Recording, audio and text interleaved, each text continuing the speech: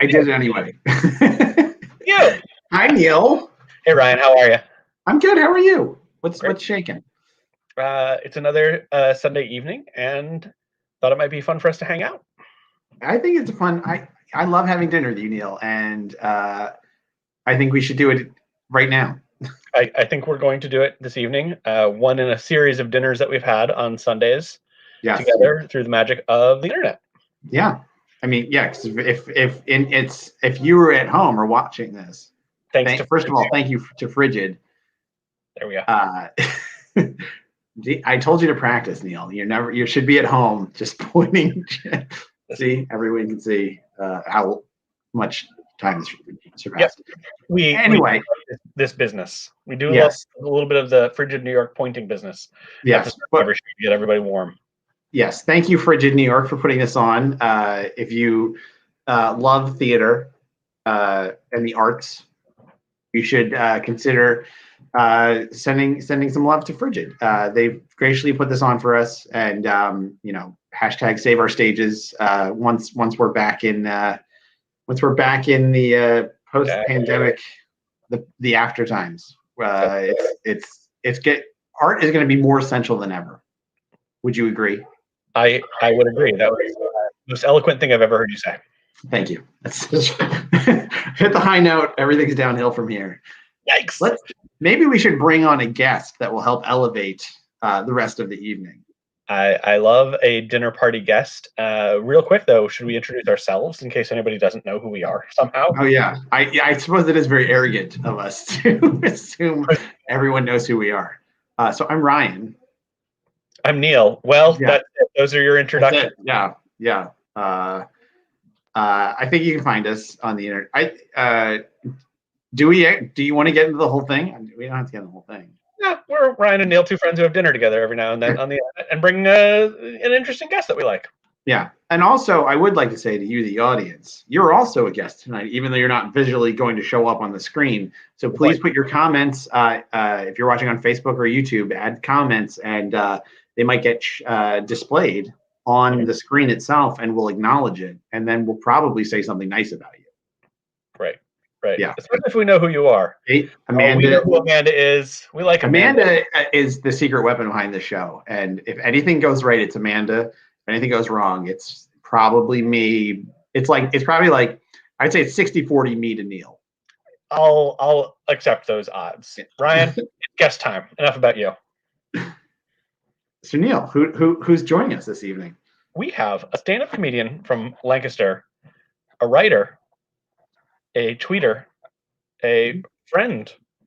Not Gooey. Hello. Hey. Thanks for having me. Oh, so great to have you on. How did I do with your name, by the way? I actually realized I didn't check in on how to be accurate. Neil's the only one that didn't check in to make sure that he pronounced it correctly. Great. Yeah, it's not Gooey, so spot on. Love it. And I said you're from Lancaster or in Lancaster. Is that even accurate? I'm in Lancaster. I'm from like the Hershey area, so I'm not too far from home. Nice. You're the big city from Hershey to Lancaster. You're like, I've got big dreams. You're our second guest from Lancaster in as many shows. Oh, okay. Yeah, it's true. The back-to-back Lancaster guests. Who was your last Lancaster guest? Bryce Remsburg. You know him? I do not. He's lovely. He was a very good dinner party guest. He's a delight. Just a real gem. And he's a professional wrestling referee, like for real, like big time. That's exciting. Yeah. We're near Hershey. I'm in Lancaster. So I grew up in Hummelstown. I went to Central Dalton East if people are familiar with the area. Okay. Kelsey is my wife. Knock, I don't know if you've met, but she's from the Reading area. Oh, so things like near Hershey better than comedy there at the bowling alley. There's like the bowling alley where it's like there's just like one bowling alley. It's like Heister Lanes, I think. And they had a very, very peculiar open mic, but it's not like there are large pickings here. So you take what you can get. More peculiar than the average open mic? Yeah. I mean, it was a bowling alley side room. So like imagine Like you could literally feel draft coming in from outside because the walls were like aluminum sheeting, and there was like do you remember like Rock and Bowl, like the carpet? Yes. Sure. There was space carpeting in there. Nice. Yep. We can only hope that Rock and Roll will return after the pandemic. Oh my gosh, I cannot wait to go bowling again. And But- like karaoke, like all the weird things I used to like dread doing, and now I'm like bring them back. I don't think bowling alley nachos should return. They're like barely nachos. They're Yeah. My quip is that they're just not hot enough. Like that's the issue. Like, the issue is that it's like movie theater nachos. It's just movie theater. Their machines are just more up to par.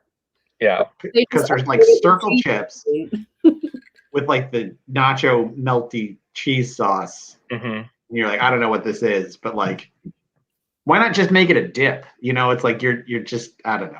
Yeah. Bowling alleys, you've got a year. Get it together. Please. If only for weird open mics. Yes. And rock and roll. Yeah. Knock, what did you bring to eat at our dinner party? Well, I made rigatoni with vodka sauce, or not Ooh. radiatory, the fun noodles, the really spirally ones. Sure. Yes. And then to drink, I'm having seltzer, Uh-huh. Sure. There it is. and Very I'm popular. mixing it with lychee juice. Oh wow. What Yeah. So did you pour them into the same glass, or you just get Yes, they're in the same. They're in the. I thought you were like, just mix them in your mouth? Or it's like when you would go to like in the younger when you're like young and you go to the 7-Eleven and you get like you've half and then you pour the rest like in vodka and then you get really sick. never did that. It's a trip. Neat. I wouldn't recommend it. If you're not 19, don't do it. I am not 19. You know that. You have to do it on Container Day. It's Container Day. What? At the Phillies at like a ball game. No, What? 7-Eleven. I'm pretty sure it's 7-Eleven is Container Day. Okay. July 11th, you could go to 7-Eleven, and now they have a size limit. But you Mm. used to be able to bring your own container for a free slushie. Oh, It's all out. Yeah, I think I have heard that. It's all coming together now. Yeah. I'm not crazy about the idea, but I respect it. Yeah. Neil, what have you got for us this evening? Oh, what don't I have, Ryan? The first two courses I have are some leftover garlic naan and some salted cucumbers. Oh, they're salted. The third course I have is some roast spaghetti squash. And then for dessert, I have string cheese. Ooh. Nice. Really came prepared for tonight. No judgment apparently on the fact that I called string cheese dessert, but all the rest of it is impressive to you. Okay, I'll take I it. believe cheese should be eaten at like every course. Oh, you're right. And also, like as the father of a 3-year-old who you might be able to hear right now stomping around upstairs, I will say that anything's a treat just to get him to eat something. Like, oh, this is a treat. You should eat it. And then, yeah. So if anybody says it's, the only thing was like, I got into an argument with with my brother-in-law and his fiance about whether or not candy is a dessert. And I was like, candy's a dessert. And they were like, no, candy's not a dessert. Chocolate, I would say yes. But like Starburst. Candy, no. Oh, I see the challenge here. Thank you, Amanda. Okay, Amanda says all candy is dessert. I say, I think I would knock, if I'm hearing you right, which is chocolate candies can be dessert. Yeah. But a Starburst is not a dessert. No. I don't Ryan, know. I really wish you'd held on to this until later in the show when things had gotten a little hotter and Yeah. get some real spicy takes. Kelsey's on my side. Okay. All right. First Well, candy's trash. right. My Bring a dinner. dinner is I've got raviolis and meatballs. And so what about salted caramels? I see that's a dessert to me. That's a dessert. That's a dessert. Also, whoever I feel like it was like the last 5 years, someone was like, let's put salt on caramel, and that was like just game changer. Yeah, it makes it taste more exciting. Yes. Very all of Frigid New York says salted caramel is very decadent. I love that. I love when an institution weighs in. I just did want to point out though that these are from Carlino's. If you've ever been in Delaware County or Montgomery County, you know Carlino's, and they make the best pasta and meatballs. And it's like a take-home thing.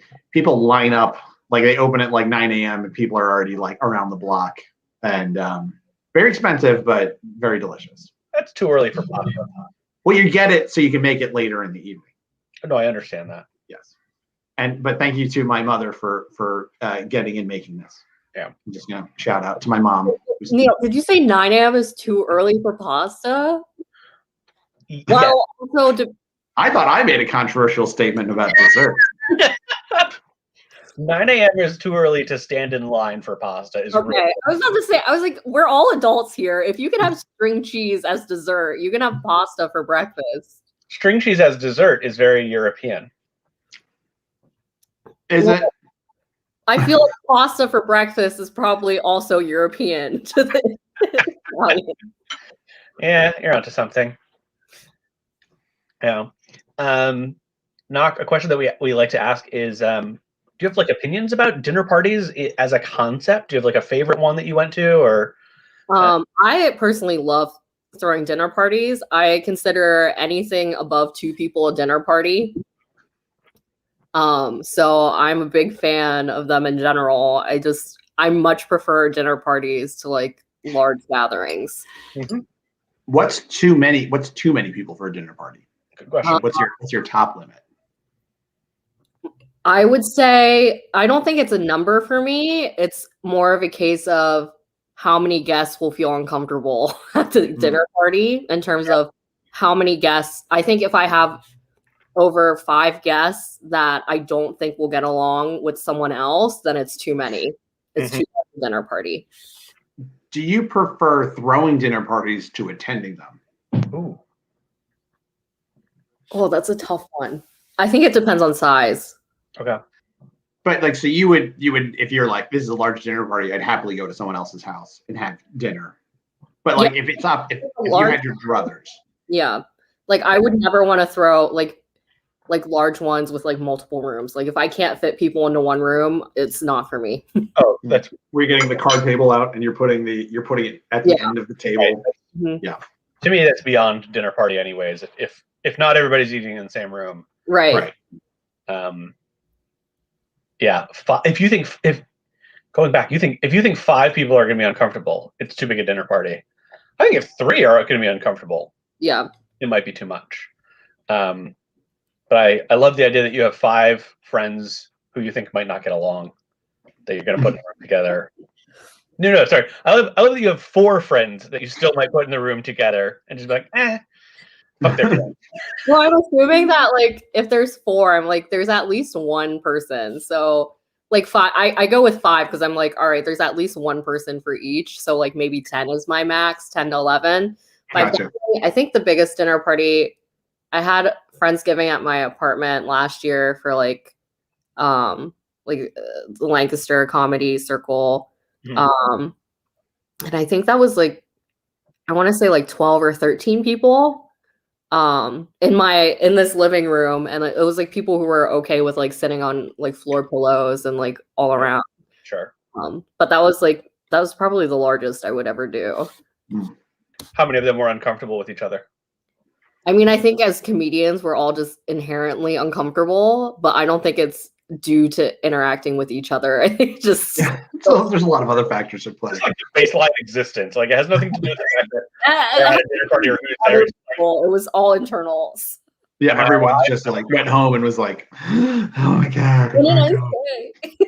Yeah, I think the hardest part too, like throwing a dinner party, like for me, like I'm very much so, I'm not like a very social hostess, but I am about like making good food. Like to me, like as long as the food is good, then if everyone's happy, like conversation will come. Yeah. But Thanksgiving is like always this huge show, especially making Thanksgiving food. And it was like potluck, but most of the things people offered to bring were not like dinner items. So I was like, all right, I'm going to be making this dinner. Like what? What do people bring that's not a food Well, item? they weren't bringing like, they weren't signing up to bring like casseroles and things like that. They were like, I'm going to bring chips and chips. No, you can't bring chips to Thanksgiving. That's unacceptable. If someone said I was going to bring chips, no. You can bring the lowest bar that you can clear at Thanksgiving is if you bring charcuterie. If you bring and you're just getting boar's head and it's pre-cut. So you're like a cheese.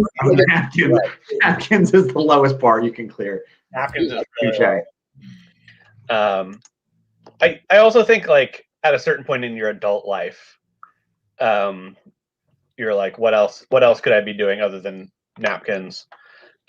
Plates, napkins. So I think the plates and napkins thing, I think it also depends on like the setting. Like if you know that you're going to somebody's house, offering plates might be a little over the top. Napkins probably helpful, honestly. Yeah. I think napkins is like a barbecue. Like if you're having Thanksgiving dinner, you kind of assume that there's like going to be like a cloth napkin situation. Hear me out. Thanksgiving barbecue party.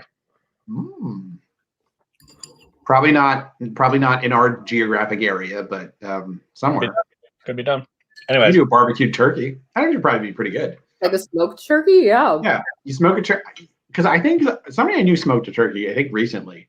I don't know what all the spices they used and what have you, but or the Amish, like their whatever they do rotisserie wise. Oh yeah. Oh my god. Yeah. Knock. Other than Thanksgiving, do you have like signature dinner party dishes that you're like, if I'm having people over, this is what I'm making? I'm a big fan of pasta, but I usually make, if someone's coming over, I'll make the sauce and like sausage from like scratch. Sausage from scratch? Oh, like not the sausage. As soon as I said that, I was like, I'm not making my own sausage. But like a meat grinder just off camera, just cranking out. No, I cannot afford my own KitchenAid mixer meat grinder attachment yet. But is it like a cow share? You're like, yeah, just bring it in. Yeah. Just can you grab that from the pantry for me? No, I'll buy like sausage and like uncase it and then just chop it up into like little tiny meatballs, and then I'll usually make like a spicy marinara and then just serve pasta. I'm like, who's unhappy with pasta aside from like gluten-free people? And they can just eat the sauce. They can just eat their napkins. Right. Yeah. Yeah, well, so I do this is probably just maybe a bit basic, but like, so Hatfield has these like it's just like sausage, not cased, and you just open it up and you can just dump it into whatever. Nice. And it's pretty fantastic. Yeah.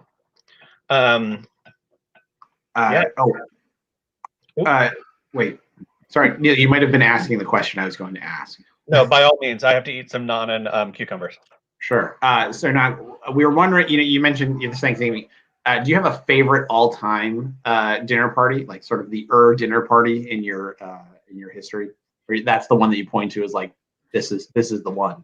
I mean, I would say I'm pretty young. I'm only 26, so I feel like my friends, and I don't live near a lot of my friends from like college. So adult-wise, like I've probably had small dinner parties, but I've never had one with all of my friends in all the different places because we're never all in one group.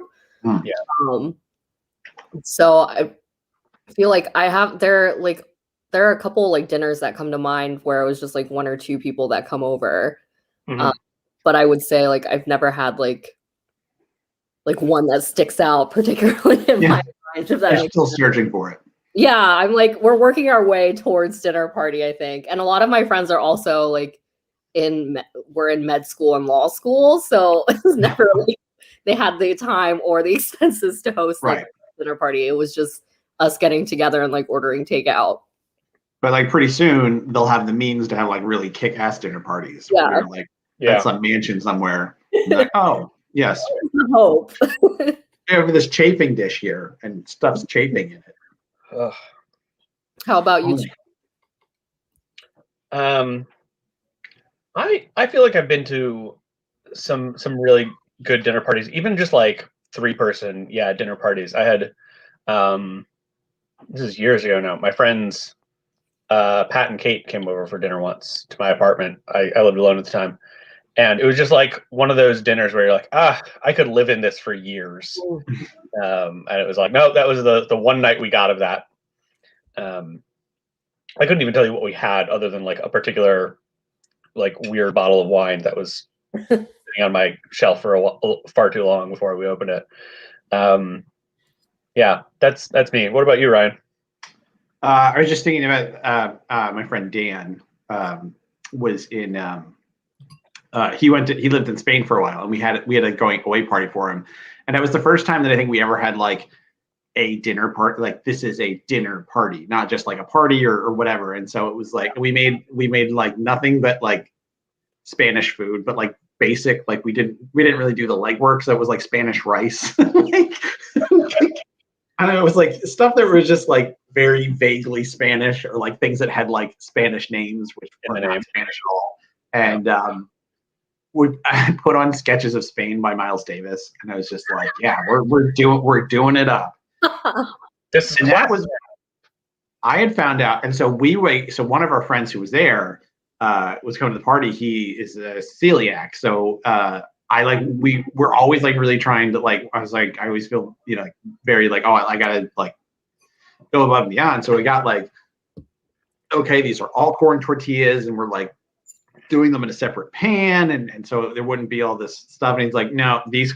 Let me see. It's like, no, these are made in a factory that has flour in them. If I eat them, like, I'm gonna die. And I'm like, damn it, like, you tried hard. But he was impressed that we tried. Like, it was very touching for him that we put in the effort. Yeah. He wasn't the one that was going to Spain. I find that when I do have like friends who are celiacs over, it's always easier for me to be like, what do you want me to make? Like, or like, can I order you something? Like, don't worry about it. Just tell me, because I'd rather not like waste my time or like make you feel bad that you can't eat anything. Yeah.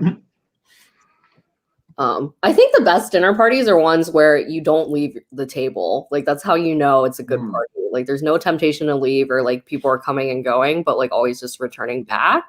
Right. That's a good call. That's really good.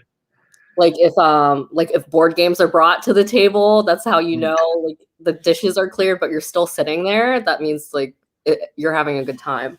Yeah, I like that. Oh, yeah. Ryan, I've completely forgotten all the things that we ask our guests normally. So I pasted it into a notepad just for this specific purpose. So Nak, you are a stand-up comedian. Tell us about it. What's that like? I was. And you have a newsletter. I have to remember to plug the newsletter at some point. Oh, right. You have a newsletter. I do have a newsletter. I started it during the pandemic. Yes, that is it. Boba Queen at Substack. It's in the comments. Substack.com in the comments. So I'm trying to write more just as a writing exercise, but I was doing a lot of stand-up. That's actually how I met Neil at a stand-up show. Where was that? It was outside of Philly. It was Jenkintown. Yeah, I was Jenkintown scene. That bar was insane. That was, to this day, the rowdiest comedy show I've ever done. And it was like very early on for me in my career in terms of like when I just started booking shows. It got really out of hand really fast. I've had some weird nights at bars generally, like comedy aside, and this is still like top 5, top 10 weirdest nights. Like, the entire room was inebriated, which is like very rare. On a Tuesday. Like, it was like a weird Tuesday or Wednesday night where you're like, why is every non-comedian Everyone was out of their mind? Jenkintown likes to party. Yeah. I have a fun fact about Jenkintown.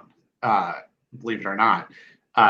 While there are several Jenkins towns in America, there's only one Jenkintown, and that's where you were when you were affronted by all of these drunks. What a fun fact. Thank you. Mm-hmm. I tell it all the time.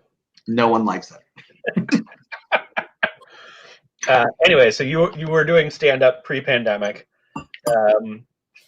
and have you been doing virtual stand-up during this time as well? Well, I really should do more, but I feel, first of all, it's really hard because I feel like as a newer person, I didn't have that many connections. So, and it's much easier to network in person through word of mouth or through your friends. Mm-hmm. But now that shows are virtual, and I was pretty new, but I was booking regularly. So I didn't have like a strong tape, but I had a decent tape. Mm-hmm. But now sending them out to Zoom, it's very much hard when you don't have like also someone to vouch for you. Yeah. Because you're like, oh, this person can introduce me and then I'll send them my tape. So I have like two ways in. Yeah. So it was like a reinforcement. My tape was just reinforcement to go with like the word of mouth. But now it's just like, it's cold calling, which I think is natural for most comedians. Like that's what you have to do at a certain point. But it feels very strange to cold call with a tape that I know is not my best work, if that makes sense.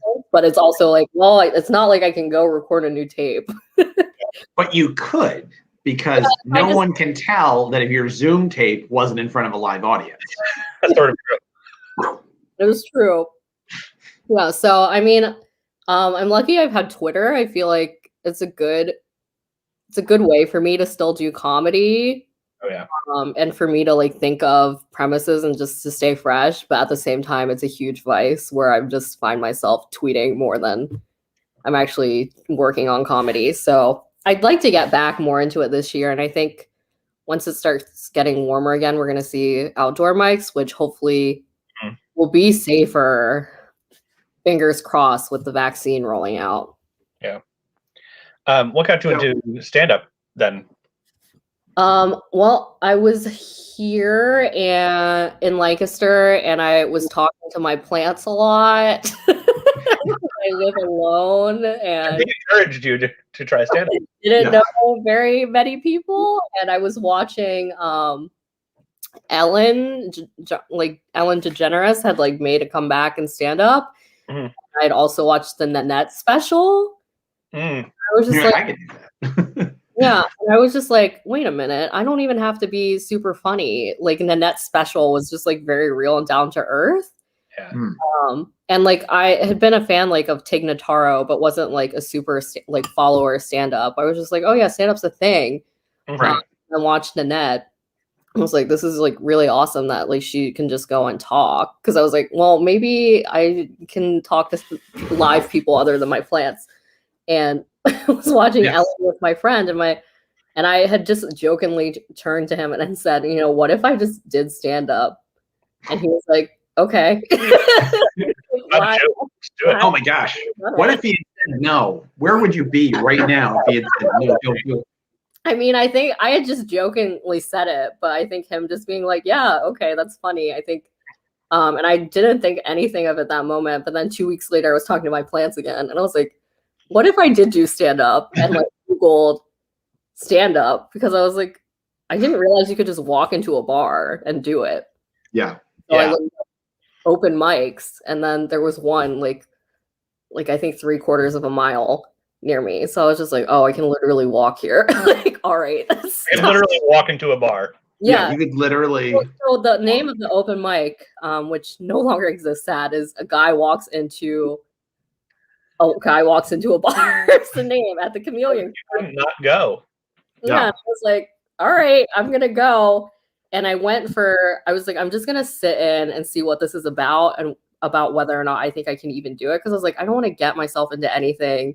Yeah. Where it's gonna be like, yeah, this is clearly not my thing. And I went and I was like, okay, so it's 5 minutes, very non-committal. Like, you know Audrey Marsh? Have you met her, Neil? I know the name. Okay. Yeah. So she was the host of the mic. So she's very sweet and very encouraging to new comics. But she explained the rules up front. So I was like, oh, wow, I know the stakes right away. Very easy. It was like, It's 5 minutes. Sign up on the list if you haven't already. Come talk to me because we made it, but we can throw you on there. It's 5 minutes. You can say whatever you want, but don't be a dick. It was very much so like, I will make fun of you. Yeah. Like, you have leeway to come up here, but fair warning, we can hear you. We're all in this room together, you know? Yeah. And it was just, I sat through the entire thing just to be like, all right, I'm also like, I'm just a glutton for anything that feels like punishment. So I sat through the entire thing. And I was just like, there has to be like good people, right? And I think the lineup at the time, I'd first started going in I think it was February when I went to watch my first open mic, and it was like 2.5 hours. I want to say there were like 20 something people probably. Yeah, out of the 20, there were like 5. That sounds right. That's a pretty good rate. That's a great ratio. From what I know of open mic. I was just like, a lot of these people, I've been doing it for a long time, and I was like, I can do 5 minutes. Yeah. And I can do 5 minutes. I was like, if there are only 5 people here that I thought were like decent, right? I can definitely hold up to like the other 15. So yeah, went a second to feel it out, and then Audrey had noticed and was generous enough to like, she caught me on my way out, and she was like, "Are you thinking of signing up?" She was like, "Because we don't have very many women. Like, I personally myself would love more women." Stop you. Yeah, so that was it. Yeah. It is funny, like we go to like an open mic or something, and then you see people who've been doing it forever, and they're in the grind, and they're like talking about like, yeah, you know, like, oh, you know, it's just my life, you know. People say you should stop doing it, but you know, I keep doing it, and you're like, oh my, there's always one guy who's like giving himself a pep talk while he's that's his set. It's just like. It's like, you know, people say I shouldn't do it. Here's 2 racist jokes. Like, here's 2 sexist jokes. That's my time. Forget the haters. The thing is that the joke, when they finally get to the joke, it never changes. No. And I'm like, dude, if you just spent less on the the memorial that you're making for yourself, and just a little more time, more about the one joke. And people forget that, I think for me too, it was so beneficial for me, like from the beginning, to know that if I didn't have 5 minutes, that it would be much more effective for me to leave the stage. Because I think a lot of times people too think they have to last the entire time, and that's when they start tail spinning in front of people. When I'm like, that's all you got. That's all you got. It's fine. We're not rating anybody. Like, just go. It's fine. You're not getting paid by the minute up there. Yeah, right. I don't get paid anything. You're like, I only get 5 minutes a week. I got to make the most of it. Like, you already did. You're done. You made the most of it for 3. Good day. Yeah. Yeah. And it's like, sometimes I think like, I feel like there is like the discipline of, if you have 5 minutes and you know you have to get through 5 minutes, it's good discipline to get through it, especially like there are weeks when like the news is bad and you're like, this room is not like, everyone, you can tell when the energy is bad in the room. Yeah. It's either like, I'm going to stick to my 5 minutes or I'm going to change it up. And it's like, if you change it up and it's not working, then you kind of just have to accept like, that's it for you. Yeah. Or you have to accept that this is my time to just practice getting through 5 rough minutes, because there are shows too where you're just like, it's not going to be a good show, but I have to get this material down and I have to rehearse it for when a show is good. It's good. Yeah. And I mean, it's one of those things too, where you learn, like when you're performing, you're just like, the audience is not with me. Mm-hmm. Let me just do what I'm going to, you know, now the show's just for me now. Like the audience was here when I came in. They're still not here. You know, maybe tonight's not the night I'm going to win them over. Let me just do it for me. Right. And there are nights too where I'm just like, you have to like, you're part of the audience most of those nights, where it's just like, if you know sitting in the crowd that you feel like shit, you're not the only one. That's right. So it's like, everybody wants to laugh typically at it, like, but it's like, if the world, like, I think there's so much, you trust a performer more when they are performing with awareness that everyone's in a bad mood. 100%. Yeah. There's, and I think that's, I don't want to say that's gotten like more intense in the past 4 or 5 years, but I think the understanding of like, do my fellow performers and like attendees also have a sense of like where we are in the world right now? Right. And some do and some don't. And on the times that you do, you're like, okay, we've all agreed that we're going to be in this dark room for the next 3 hours and not check Twitter and not check CNN. We're just going to hang out and hope to God that somebody's funny. Yeah. Right. Can we do that? Yes. All right, let's go. Yeah, I think people too sometimes just take it too hard, where it's like, I can't. If you take yourself so seriously in a comedy environment, I'm gonna feel uncomfortable. Like I owe you something. Yeah. And I think that's very hard to like unlearn as well, because it's like most of the time when you're on stage, it's very hard to be present because you're like, I have so much to remember that I want to get through. Yeah. But as soon as you put a wall up between you and the audience, it's over. Yeah, just like ugh. The other one though is like I've done stand up like twice, but I've done other comedy performing things, and it's like the worst. I always think the worst is when you're doing a show and like you're like this was funny, I don't get it, and then you do something dirty and everyone just loses it, and you're like, Yeah. oh, it's that show. We're doing that show. Yeah, this is the reason I was in all along, and nobody told me that it was a dirty. Yeah. Oh, Yeah, it's like you have to be present because you have to. There's so many ways where I'm like, if you're too rigid in your ways, you're losing on so many opportunities. right. And it's like the best sets I've had are the ones where I've just abandoned material and just gone with whatever someone thought was funny. Yeah. Because like as soon as you make one connection in the crowd, other people are gonna have FOMO and they're gonna want in. Yeah. And then it spreads and you're like, okay, great. One person, the other people are gonna be like, wait, what's going on? Yeah. Yeah. That's the beauty of like really good crowd work, where everybody's like, oh, I'm glad I'm not that person, or I could be that person. Right. Like, they have a reaction in a direction, and it's just kind of heighten the emotional like investment that they have. Yeah. What kind of comedy do you do? Me?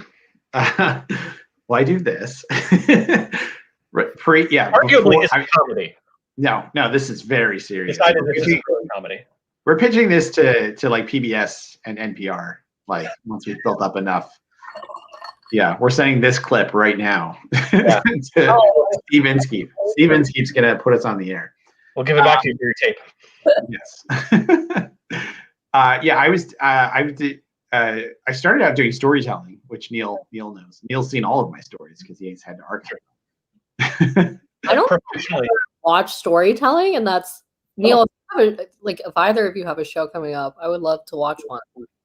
Neil, I haven't done storytelling in forever. I should do it again. Yeah. Ryan, go ahead. No, Neil, please. I was going to say, Ryan, so you started out in storytelling. We were going with your like chronology. Oh, yeah. I think that's all. Yes. Because I started out in storytelling, and then in 2009 I was the greatest storyteller in Philadelphia. Wow, that's a big title. Yeah. Well, I mean, the thing is it's like, because like for me that was stand up, and it was like, yeah, okay, I'm telling stories, which is like a lot of stand up now. It's just storytelling. Yeah. And you're just, sneaking jokes in throughout the whole thing. And then like I got into improv, and I started doing improv, which was like so much, because the thing about like doing like, in the handful of times I've done stand up and stories, is like, I love writing jokes. I love performing jokes. I hate editing and memorizing jokes.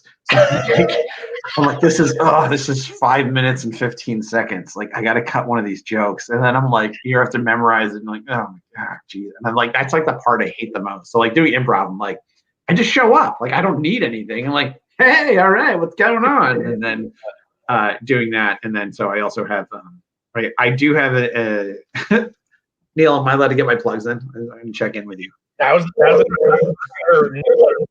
already. So yes, those of you watching, I have a show called People of Interest, where I have guests come on, I have performers come on, and I interview them in character. So they're characters, and there we go. People of Interest. Find us on Facebook, and and so Neil actually reads the news because it's structured like an NPR show. So Neil reads joke news at the top of the show. But I have performers come on and I give them characters to play and then I interview them. The catch is they don't know who the character is until they've started, until I've told them like live in front of everybody. Oh no. And, yeah. It's a lot of fun because it's like you get to watch the person like adjust him along. And we got a shout out for Babies of Interest. Yeah. Mortifying if you were assigned someone you had no idea. Yeah. Well, first a shout out to Babies of Interest, which is after my son was born 3 years ago. There used to be a comedy like marathon, like a 24-hour, 48, whatever, how many hours comedy marathon in Philly, and so they had a morning slot for like kid shows, and I did Babies of Interest where I interviewed my son when he was like, oh my less god, than a year old, and some other babies, and they were all just kind of like, and I would just interview them like they were, oh, this is financial expert so and so, and I would just have to like interview it like super straight, and the baby would just be like, that's so great. I always say I will never be funnier than a kid who has just learned to put sentences together. yeah. I could do that as a comedy act. Specials all around. Yeah. I don't know if the footage of Babies of Interest exists. I'm gonna have to ask around. I'd be interested in finding that. Yeah, People of Interest is so great because the character work has to be top notch. Otherwise, like you lose all faith in the performer, and like they kind of know the deal going in, but they don't know the full deal. They're like 80% of the way because they're like, oh, I've talked to Ryan, I know the deal for the show, and the important 20% is what character will he assign to me live in front of the entire audience that I then have to commit to immediately. That's actually kind of how Neil and I met, really, is because we had met like a couple weeks. We'd met like a month before. Yeah. I was like, oh, you got to meet Neil. He's said this very interesting. Neil had like his reputation preceded him. Everyone was talking about Neil in the Philly scene. I feel like anytime I learn something about Neil, it's so out of left field where I'm like, of course. But also like how? Neil came into town and it was like, oh, Neil, it was like you have to try to meet like 6 people before lunch or something like that. I don't know. You had like some outrageous networking. It was like legendary. You're networking. They're meeting 5 people a day. Yeah. Yeah. And so I was like, oh, and people were like, oh, you guys should meet. You'd hit it off. And so like I met Neil like in the lobby of the theater, and we were chatting, and then 25 people a day. Neil, 25 people a day? Five. Just 5. Amanda's fact checking this. It's very important. Thank you, Amanda, for keeping us honest. I wouldn't be surprised if that's how you got to. However, you should see your clout score huge. That would have been a very different activity if I was trying to meet 25 people a day. Yeah, there were days that I was definitely doing that, but to do that every day would have been very, very tiring, and led me down various different paths. But that lines up. For the timing that we met, I was living a strange life, mostly pleasantly strange. Yes, but a lot of but we met, and we had a couple conversations, and it was fine. And then there was a flu. There was like a big flu thing going around, and two of the people in the show had to drop out. And I was like, Neil, we just met. Would you be on this show? This is back when it was live, and that was really when we I think we really kind of gelled, and this is really the pinnacle of the person you had to before. Oh, I want to say it was like Hogwarts based. No, so this was at the time. It was Indiana had created a that it was like some like really stringent religious thing where it was like people could turn away. I think it was like the whole cake shop thing where it's like, oh, if you don't trust. And so Neil's character was defending the law because he was like, oh, it's not about like, banning Muslims or something from your store. It's keeping out dark wizards, and you're having to, keep dark wizards from like steal, because people were like, dark wizards were like stealing shit from people's stores and like causing mischief. And that's what Neil was like, no, this law is just because of dark wizards. No, it's not what you think it is at all. It's a different kind of discrimination, but it's for everybody's benefit. And Neil, I think that's like probably one of like the 5 pictures of us that exist in the world, Neil. That's definitely the first one. Yeah. No. Yeah, and then not to kind of fill in a gap, Ryan and I would get lunch together every like 3 to 6 months. Yes. On like weekdays, and over and over, we're like, "This is fun. We should make this a show." We talked about doing this show live for so long, and then we finally did it because we were like, "Oh, what we could do is go to restaurants and pitch them, and then they would give us free food, along with the show." And we never got that far, but we got this far. Actually, it's all thanks to Amanda. This is the origin story is getting out of hand. Amanda was going to be our first guest on the show, and then like our thing fell through where we were going to do it, and she was like, "Oh, we've got Frigid New York." Mm-hmm. Neil pointed at the penguin. Ooh, there's the Frigid New York logo. Frigid New York. She was like, "Oh, you guys should do it through Frigid," and we were like, "Oh, great!" And now she's our tech person. Yeah. Awesome. Yeah, this is an awesome platform. This is like the first show where I've been like. Usually I'm like distracted where I'm like, there's so many things going on, but this is so streamlined and so organized. This is all we need. All thanks to Amanda. Yeah, Amanda's killing it. Yeah. Well, speaking of Twitter handles, Knock, we have a game to play. We're not at the table yet. We've brought a table. All right, we brought a game to the dinner table. That's wow, what a callback, Deal. Well done. Well done, sir. Thank you. Amanda, can we see that?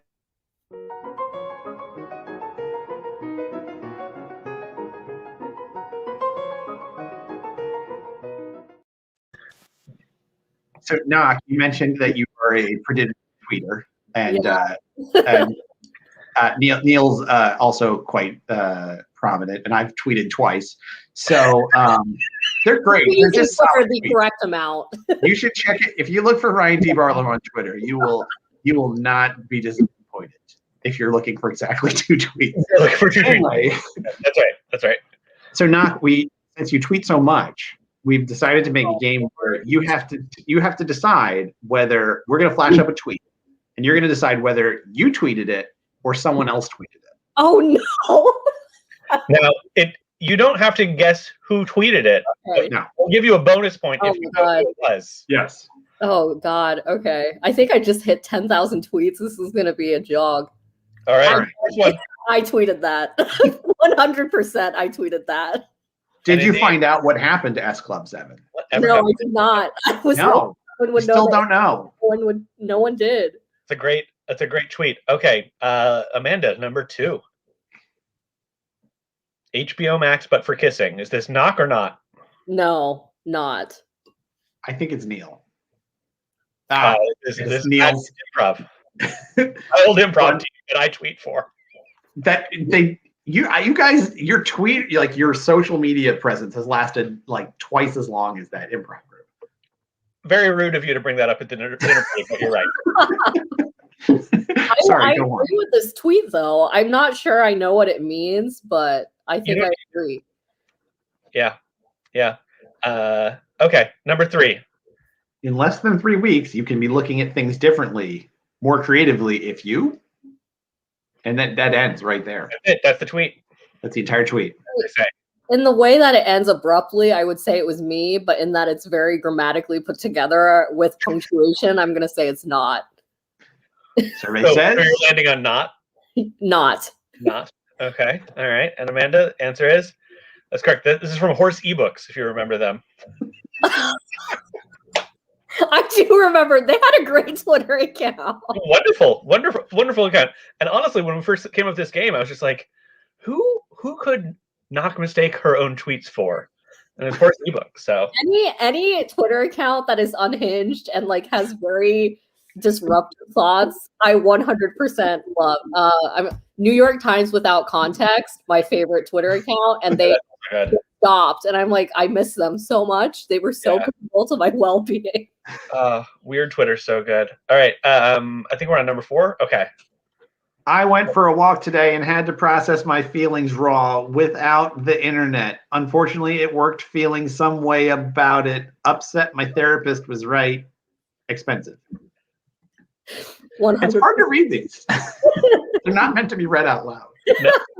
No, they're so unjarred when they're read out loud. And half of the time, when I was doing stand up, I would tweet something, and if it got good engagement, I'd be like, "This is a premise." Oh yeah, that's 100% the way to use Twitter.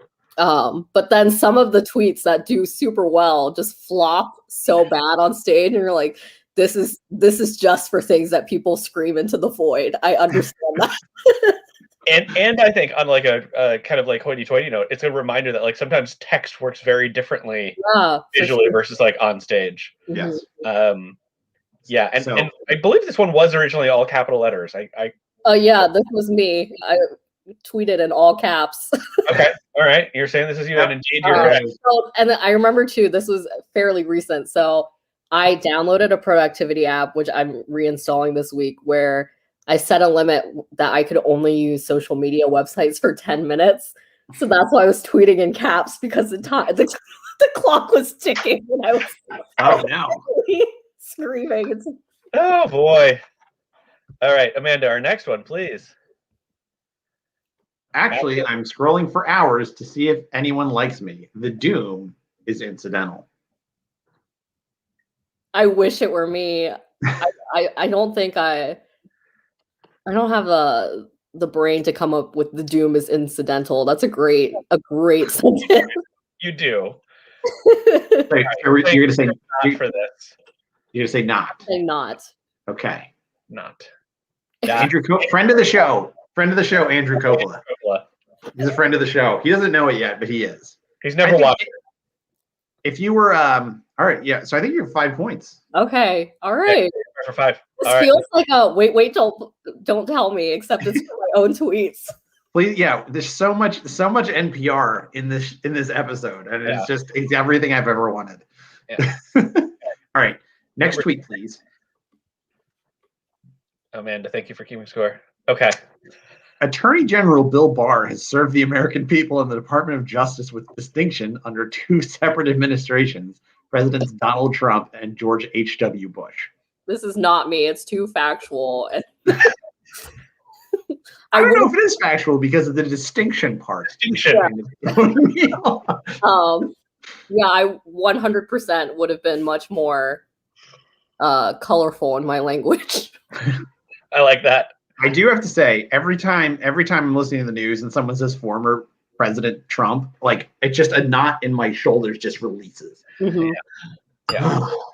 Yeah. So, okay, so we're going with not. We're not. That's right. It's Senator Pat Toomey of Pennsylvania. Pat Toomey, Pennsylvania. We're gonna be very concerned if you're like, "Ooh, that might have been me." Yeah. Like, you and Pat Toomey, your tweets are so close. 6 points. 6 points for knock. All right. All right. Shoveling my car out to go buy a salad, so I think I deserve abs for this show of immense effort. Oh, I like this one. Yeah. It was me. I've been shoveling a lot. So I actually remember the day I tweeted this. It was I think just last week. I don't know, the days all meant together. But there was a snow emergency and I wanted to go buy a salad and no one was on the road. And I was like, maybe I should not have shoveled this hard.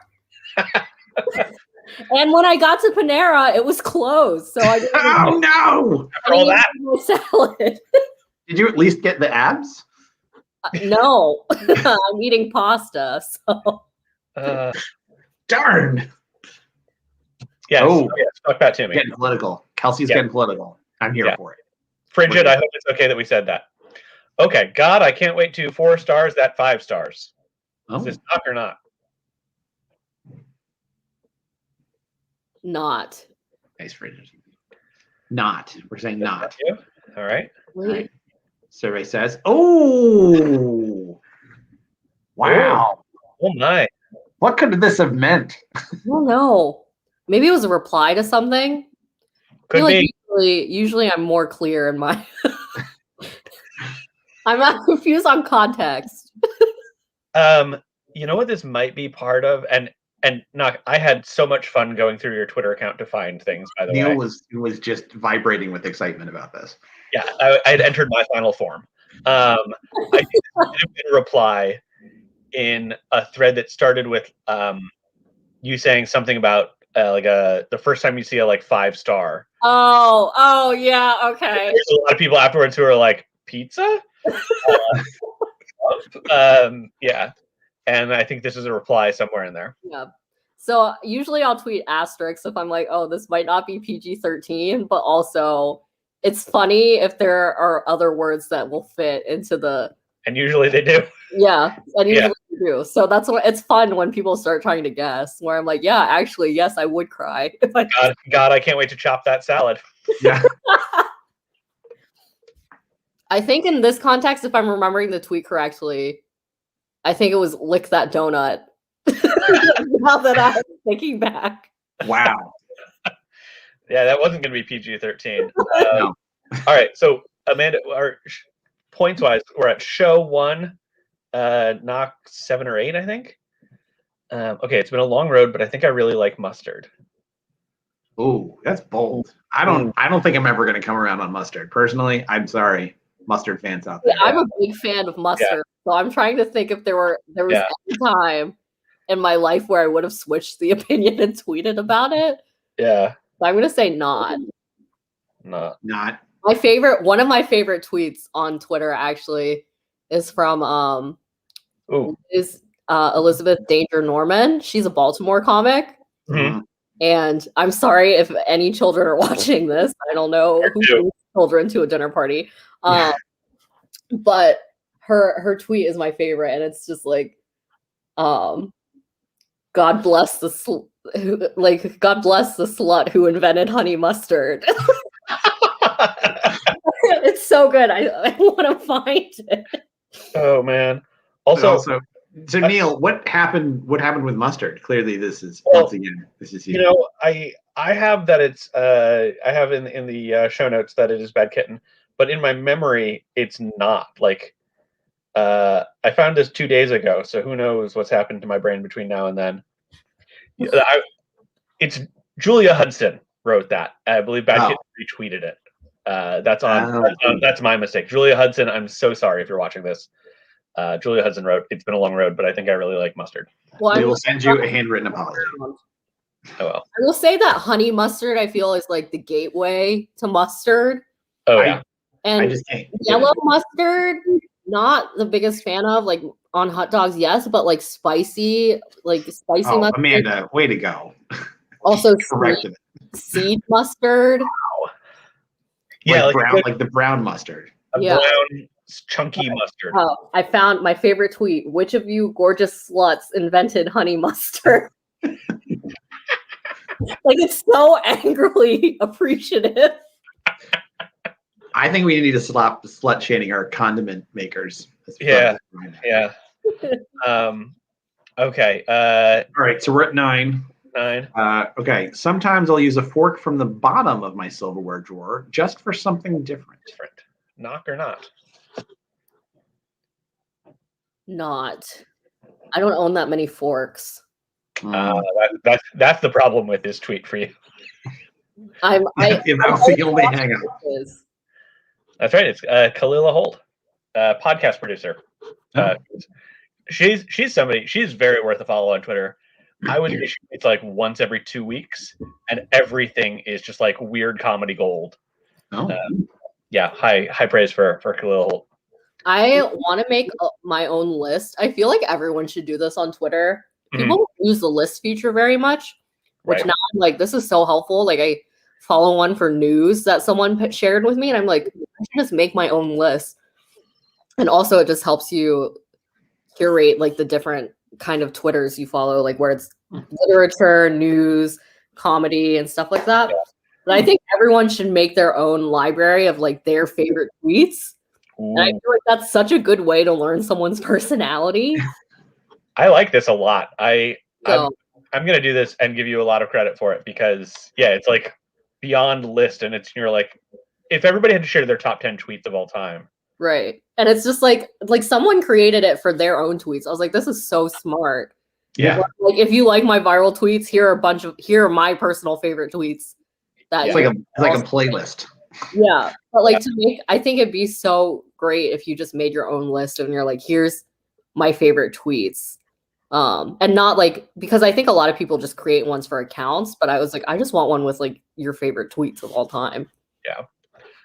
I've been mentally working on a zine of tweets of mine that are not necessarily like funny or good, but are true like anecdotes or like opinions that I have. I feel like there has been a good run in general in the world of like things you overhear and like see in the world, like first dates and like riding a bus and somebody is wearing a balloon hat and nobody's like commenting on, like stuff like that. Where you're like, what was happening that day? And you want to remember it better. I think we have two more tweets. Is that accurate? Oh, this is the final question. We're at 30. My goodness. All right. The way 2020 has turned my favorite activity (parentheses grocery shopping) into a mortal fear, I shan't ever forgive nor forget. I tweeted this. I was having a panic attack in a Wegmans. Oh, no. I've exclusively had panic attacks in Wegmans. Like I don't know how anyone shops there without just like losing it. Yeah.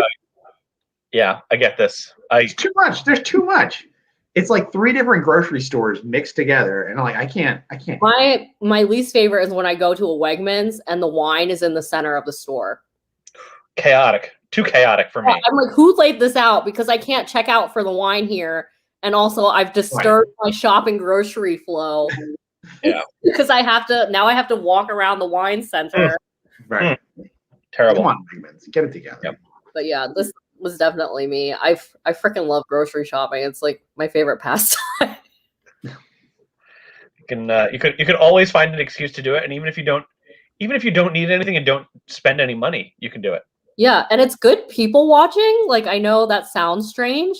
Oh, very true. Especially as a writer, where I'm like, watching people just like, and when you're grocery shopping, you're not putting on any type of personality because you're just there to buy stuff. But like the way people will like, it's so strange how people will like pick fruit, or the way people will like peruse things, and I feel like I'm usually there long enough, sad, but to like pass people a couple times to see like people circle back. Like there are people who are erratic shoppers, and then people who are very organized, like it's strategic. So I love grocery stores. I think it's there's something you just said about like when you're grocery shopping, like you're not putting on airs or anything. And I heard something similar in like an interview with a stand-up who wasn't you, who like making a similar remark about like how great it is. And I think it was like I think he phrased it as like, your true self is when you're grocery shopping. Like, it's so accurate. Like, this is maybe sadistic. I love when people lose it at the grocery store. When people are on the phone in the checkout aisle because someone has called them to be like, I need this. Like, I'm already freaking done. You can tell they don't want to be there anymore. Or if they go, they're like so forward. Like, you can see somebody like lose hope because something's run out. Or like, I've seen a woman like lose it because the fishmonger has been like, actually, we're shut down. Like, you just need to get what we have out. And she's like, but I'm talking to you and you're behind. You're here. What am I missing? Getting some swordfish. Oh goodness. We should wrap things up. Because we can't overstay our welcome here on the Frigid New York live stream space. Yeah, because right after this, there's I had a joke and it just went away. I don't know. Oh yeah, final score: Knock 10, show 1. Congratulations! Congratulations! That was quite a win for you. Yeah. Take that through the week. I memorized my tweets. I can still do stand up.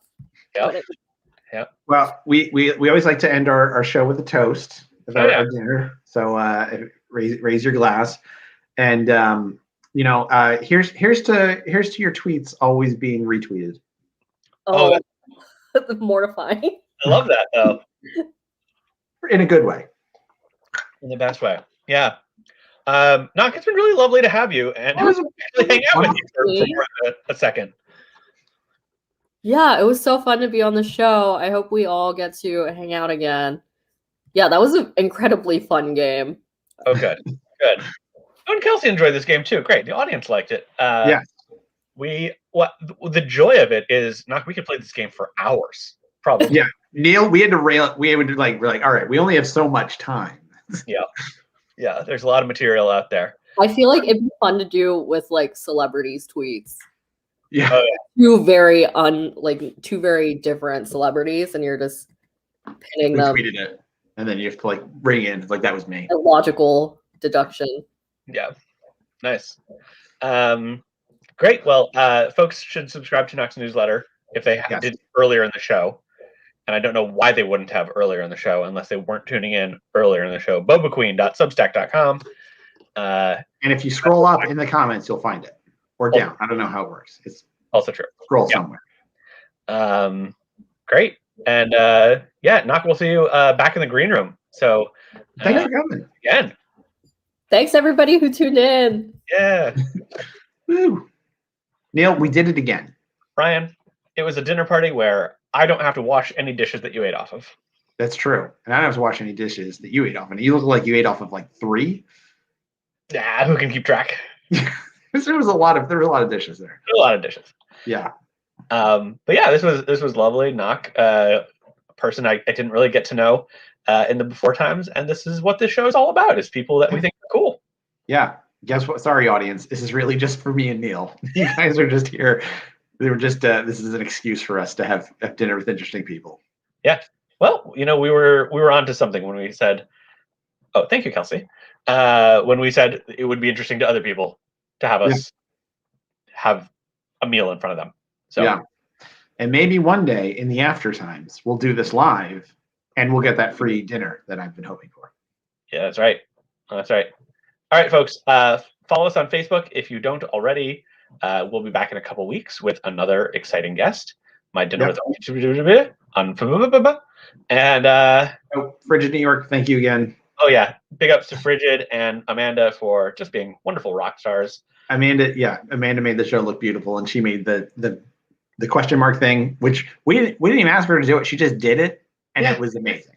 Initiative, such leadership skills, and graphic design skills. And I just want everybody to know she's making the same amount that me and Neil are. I want that to be very clear to everyone. That's right. Yeah. Well, on that note. Yes, on the note of equality, Neil, it's been a pleasure. I can't wait to have dinner with you again. I can't wait to have dinner with you at home. And you, and you, and you, and you, and Frigid. Good night. Good night.